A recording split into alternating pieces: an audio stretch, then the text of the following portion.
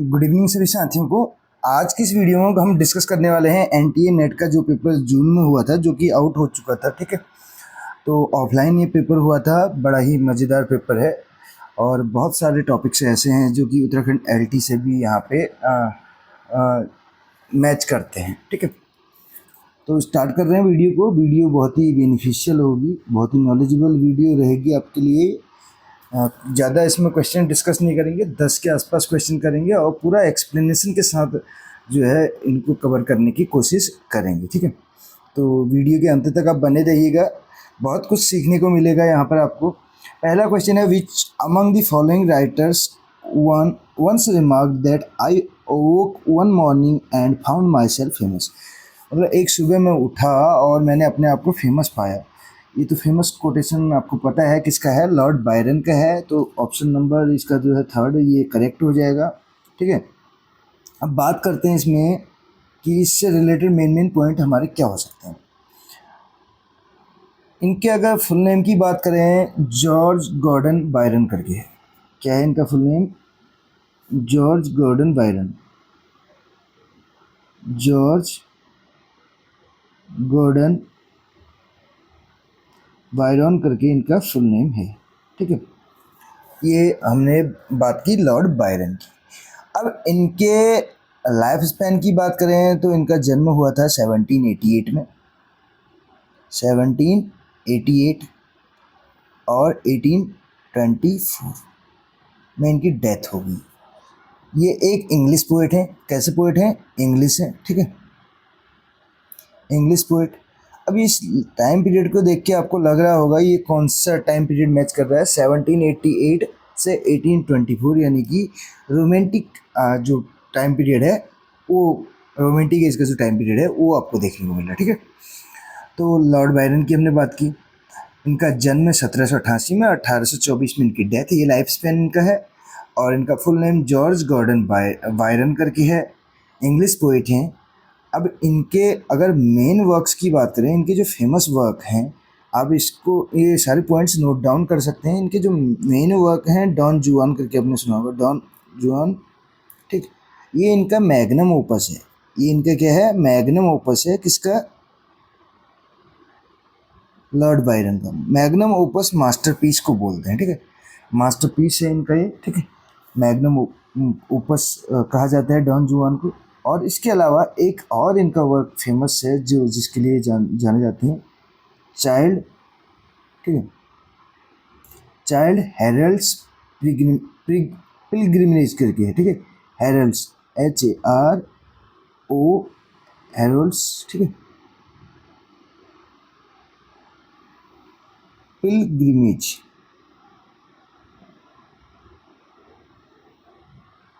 ये है। ठीक है, इसको आप नोट डाउन कर सकते हैं। इनके मैग्नम ओपस की बात करें, डॉन जुआन है। इसके अलावा इन दूसरा वर्क है चाइल्ड हेरल्ड्स है। ठीक है, यहाँ पे लगेगा एपिस्ट्रोफी, हेरल्ड्स पिलग्रिमेज करके इनका दूसरा वर्क है। ये दो वर्क आप नोट डाउन कर सकते हैं। बढ़ेंगे अगले क्वेश्चन की ओर। और इसमें जितने भी हमारे ये देखे option, Charles lamb romantic as के हैं। इनको प्रिंस ऑफ इंग्लिश ऐसे कहा जाता है।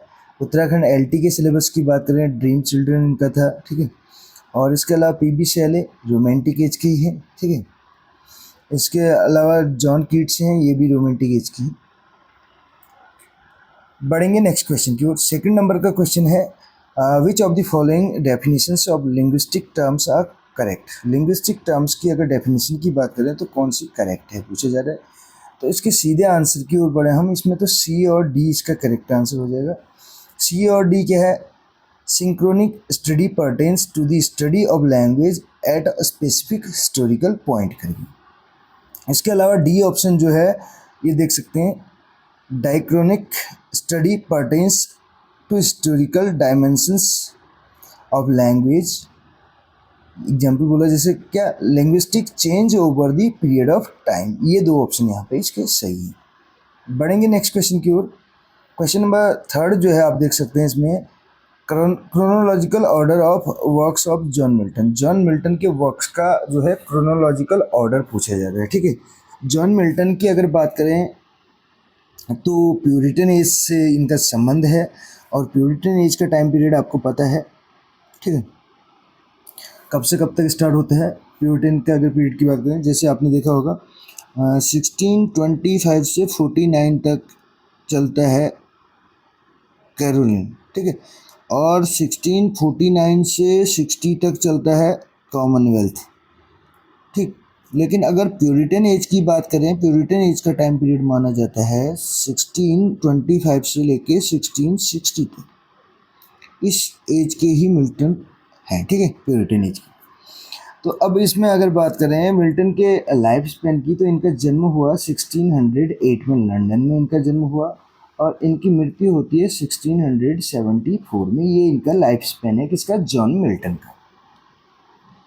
जॉन मिल्टन के वर्क्स हमारे पास जो दिए हैं, इनमें अगर हम बात करें तो पैराडाइज लॉस्ट जो है, ये जो है पब्लिश हुआ था पहली बार, इसके अगर ओरिजिनल उसकी बात करें 1667 में 10 बुक्स में, ठीक है, बाद में 12 बुक्स में होता है। इसके बाद अगर बात करें लिसिडस के टाइम पीरियड की बात करें तो ये है 1637, किंग एडवर्ड के उस पर, ठीक है, डेथ पे। अगला देखिए एल एलेग्रो और इल पेंसिरोसो, ये दो हैं जो जिनको बोल सकते हैं कंपेनियन पोम्स बोला जाता है जिनको, ठीक है। एल एलेग्रो और इल पेंसिरोसो दो थे, ये जो है एल एलेग्रो का जो है 1632। नेक्स्ट पैराडाइज रिगेन्ड की बात करें 1671 में है, और इसके साथ साथ सैमसन एगनिस्ट का भी जो है सेम ईयर है, ठीक है। कॉमर्स की बात करें, कॉमर्स जो है एक मास्क है, कोटली एंटरटेनमेंट के लिए लिखे जाते हैं जो, और ये 1634 है इसका।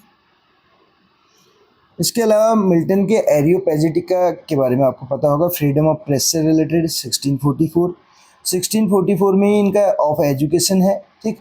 ये इनके वर्क्स के बारे में हमने डिस्कस किया। अब देखिए इसमें क्रोनोलॉजिकल बताना है हमें। सबसे पहले नंबर पे हमारा आ रहा है ई। अब देखिए ई कौन से ऑप्शन में हमारा, इसमें 1632, फिर इसके बाद डी 1634 आप देख सकते हैं, फिर इसके बाद सी 1637, फिर इसके बाद ए 1667 और लास्ट में 1671। ये क्रोनोलॉजिकल ऑर्डर है, इसको आप नोट डाउन कर सकते हैं। बहुत जो है महत्वपूर्ण साबित होने वाली है वीडियो में, इसीलिए कह रहा हूँ। हर एक यहाँ पे वर्क से रिलेटेड मेन पॉइंट्स आपको बताए जा रहे हैं, इनको आप नोट डाउन कर सकते हैं। कुछ क्वेश्चन नेट के लेवल के हैं, उनको आप छोड़ दीजिए अगर उन पे आपका इंटरेस्ट नहीं है। तो जो एलटी लेक्चरर की पर्पज से जो राइटर हैं जैसे मिल्टन है, या अन्य दूसरी की बात करें जैसे बायरन की बात की, तो इनको आप नोट डाउन कर सकते हैं।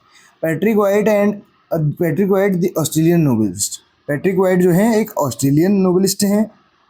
Was a recipient of which of the following prizes, तो कौन से प्राइज इनको मिले हैं ये बताना है हमें।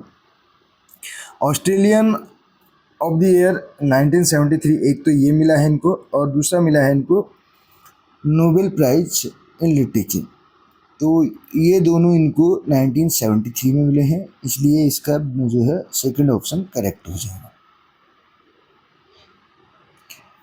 क्वेश्चन नंबर 55 हमारे पास, यानी कि यहाँ पे जो है 5th नंबर का क्वेश्चन है हमारे पास। What is the correct chronological sequence of famous dramatist in order of their birth. ये ड्रामेटिस्ट हैं, इनका हमें क्रोनोलॉजिकल जो है सीक्वेंस बताना है।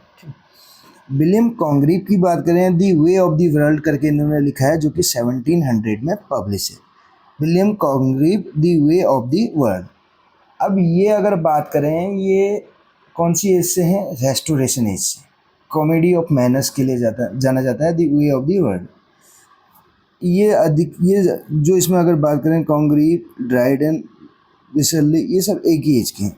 बर्नार्ड शॉ और जेम्स हिंस के बारे में आप जानते हैं, ये उत्तराखंड एलटी के सिलेबस में भी थे।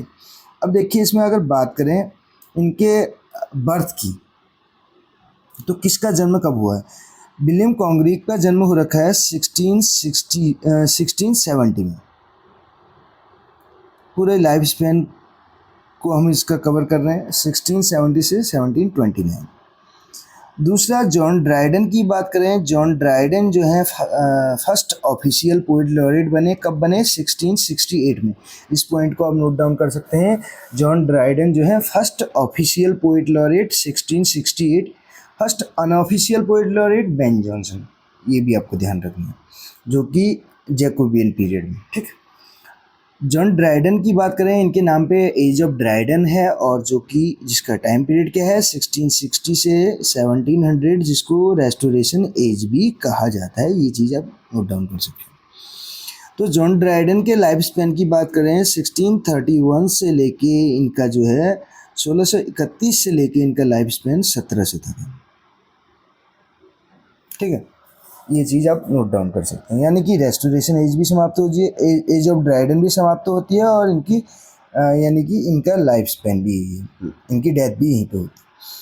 अब ये रोमांटिक राइटर्स हैं, सॉरी ये तो रेस्टोरेशन राइटर हैं, ठीक है, ड्राइडन, लेकिन इन पे एक कमेंट किया हुआ है romantic writer sir Walter Scott ने। किसने किया है? वॉल्टर स्कॉट ने जॉन ड्राइडन पे एक कमेंट किया हुआ है। इनको क्या कहा है इन्होंने? वॉल्टर स्कॉट ने इन्हें कहा है ग्लोरियस जॉन। क्या कहा है? आप इस चीज़ को नोट डाउन कर सकते हैं, ग्लोरियस जॉन का है, ग्लोरियस जॉन कहा है। किसने? वॉल्टर स्कॉट ने कहा है जॉन ड्राइडन को। ये पॉइंट आप नोट डाउन कर सकते हैं, पूछा जा सकता है किसी भी एग्जाम में। ग्लोरियस जॉन जो है जॉन ड्राइडन को किसने कहा? सर वॉल्टर स्कॉट ने। वॉल्टर स्कॉट कौन सी उससे इससे बिलोंग करते हैं? रोमांटिक राइटर हैं, ठीक है। विसल्ले की बात करें, विसल्ले का जो लाइफ स्पेन है 1641 से लेके 1716 तक है। अब इसमें हमारे पास जे.एम. सिंज हैं, जो कि 1871 से, जिनका क्या है 1871 से लेके 1909 तक है। और बर्नार्ड शॉ की बात करें 1856 से लेके 1950 तक है। कब तक है? 1950 तक। ये आपको नोट डाउन करना है। एक बार फिर से रिपीट कर रहा हूँ, ग्लोरियस जॉन किसने कहा? सर वॉल्टर स्कॉट ने। रोमांटिक हैं वॉल्टर स्कॉट। और किसको कहा? ड्राइडन को कहा, जॉन ड्राइडन को। जॉन ड्राइडन के नाम पे एज ऑफ ड्राइडन, जिसका टाइम पीरियड है 1660 से लेके 1700, जिसको रेस्टोरेशन एज भी कहा जाता है, जिसमें जॉनरा की अगर बात करें तो कॉमेडी ऑफ मैनर्स के लिए जानी जाती है इस एज स्पेशली। अब इसमें हमारे पास विलियम कॉन्ग्रीव हैं, दी वे ऑफ द वर्ल्ड, जो कि कब उसकी डेट क्या है? वे ऑफ द वर्ल्ड की 1700 है। अब इनके हमें बर्थ बताने थे, तो हमने पूरे यहाँ पे नोट डाउन कर लिया। अब देखते हैं कि इसमें जो करेक्ट आंसर हो सकता है वो क्या हो सकता है सीक्वेंस के हिसाब से। तो ड्राइडन पहले नंबर पे आ जाएंगे, जिसमें बी ऑप्शन पहले में आ जाएगा, वो हमारा आंसर होगा। ऑप्शन नंबर ए जो है इसका करेक्ट आंसर हो रहा है। बढ़ेंगे नेक्स्ट क्वेश्चन की ओर। अगला क्वेश्चन क्या कहता है? What is the full form of APA? APA की फुल फॉर्म क्या है? तो अमेरिकन साइकोलॉजिकल एसोसिएशन इसकी जो है करेक्ट फॉर्म है, यानी कि फुल फॉर्म है। क्वेश्चन नंबर 57 कहता है what is the correct sequence of various periods of English literature? अब इनकी टाइम पीरियड की बात करें, कैरोलिन एज आपको पता है, कैरोलिन एज की बात करें 1625 से लेके 49। इसके अलावा जैकोबियन एज की बात करें 1603 से लेके 1625। रेस्टोरेशन की बात करें 1660 से लेके 1700। ऑगस्टिन की बात करें, एज ऑफ पोप भी जिसको कहा जाता है, ठीक है, तो 1701 टू 1745 तक, ठीक, 44 या 45 इसको कंसिडर कर सकते हैं। कॉमनवेल्थ की बात करें तो 1649 से लेके 1660 तक, ये इनका टाइम पीरियड है, ठीक है। लिटरेरी एजेस के बारे में हमने इससे पहले भी वीडियोज़ बना रखी हैं, उनको आप वॉच कर सकते हैं।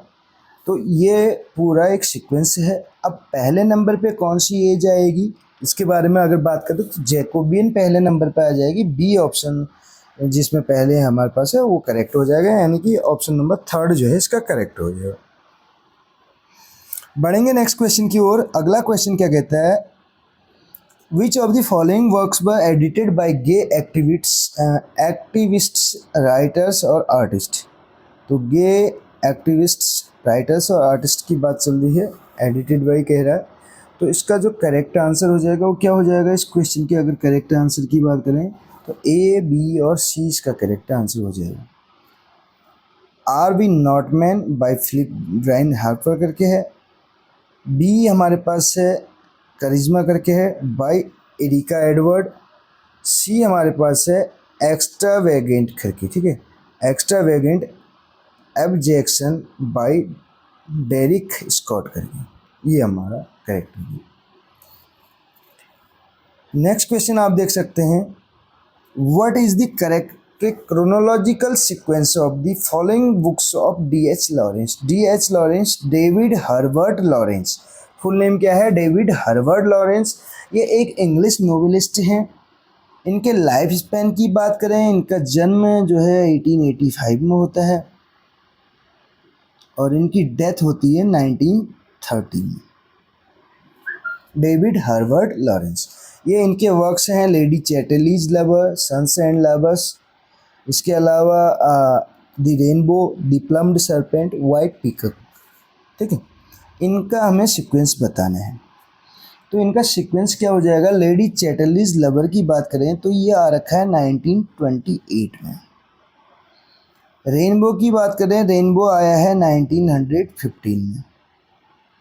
प्लम्ड सरपेंट की बात करें 1926 में। इसके अलावा सन्स एंड लवर्स की हम बात करें तो ये आया है 1913 में। और लास्ट हमारे पास है वाइट पीकॉक करके 1911। अब इसके हिसाब से हम इसका जो है करेक्ट क्रोनोलॉजिकल ऑर्डर बना लेंगे। सबसे पहले हमारा वाइट पीकॉक आ रखा है, डी ऑप्शन देखिए, इसमें डी ऑप्शन किस में है? बी वाले में है, तो ये हमारा करेक्ट हो जाएगा। लास्ट क्वेश्चन जो आज की वीडियो का है, जिसमें हम यहाँ पे डिस्कस करने जा रहे हैं, ज़रूर बताइएगा वीडियो कैसी लगी आपको। Literature review provides, literature review जो है वो प्रोवाइड करता है, क्या करता है, ठीक है, तो ये प्रोवाइड करता है discussion of works already research in a relevant subject area, जिनके बारे में ऑलरेडी रिसर्च हो चुका है इन अ रेलिवेंट सब्जेक्ट एरिया, उसको बोलते हैं लिटरेचर रिव्यू। तो से वर्ड से पता चला व्यू और उसका क्या करना, रिव्यू करना, ठीक है। तो ये थे लगभग 11 के आसपास क्वेश्चन, जिनकी मदद से हमने लगभग यहाँ पे 30+ क्वेश्चन सीखे होंगे। अगर बात करें उनके लाइफ स्पैन से रिलेटेड या ओवरऑल बात करें, तो अगर आप पर्टिकुलर पॉइंट के हिसाब से चलते हैं तो लगभग 50 के आसपास क्वेश्चन हमने डिस्कस कर लिए होंगे इन 10 to 11 क्वेश्चंस के बेस पर। तो ज़रूर बताइएगा वीडियो आपको कैसी लगी और जो है इसमें जो कंटेंट, जो एक्सप्लेनेशन दिया गया वो कैसा आपको लगा। मिलते हैं अगली वीडियो में। Thank you so much, have a good night.